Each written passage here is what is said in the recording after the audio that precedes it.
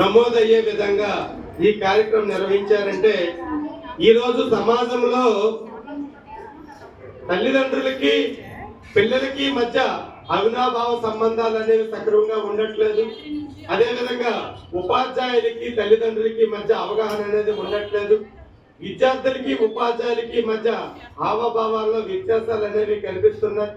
అదేవిధంగా సమాజంలో ఏ విద్యార్థి ఏ విధంగా ఉండాలో కూడా తెలియనటువంటి పరిస్థితి.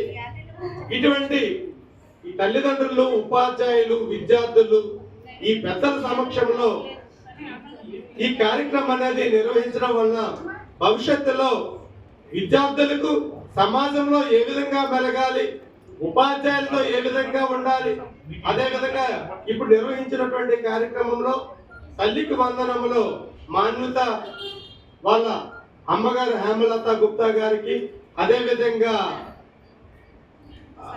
సతీష్ గారికి, దుర్గా గారికి ఎందుకంటే ఈ కార్యక్రమం జరిగేటప్పుడు మన శ్రీనివాస్ గారు వచ్చి ఆ తల్లిదండ్రులకి కడిగినటువంటి కాళ్ళ నీరు అనేది మనందరూ ఉపాధ్యాయులకి, పిల్లలకి, తల్లిదండ్రులకి మీ తల్లిదండ్రులు అనుకొని వాళ్ళ తాలక వాళ్ళకి కడిగినటువంటి కాళ్ళు నీరు, పాదాలు కడిగినటువంటి నీరు అనేది మన శిరస్సుల పైన ఆయన వేశారు.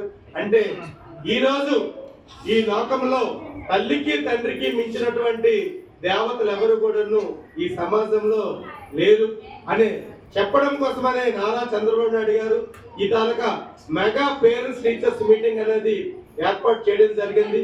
దీనివల్ల భవిష్యత్ తరాల్లో విద్యార్థి, తల్లిదండ్రులు, ఉపాధ్యాయులకి ఏ విధంగా ఉండాలి అనేది ఒక ప్రధానమైనటువంటి ఉద్దేశం.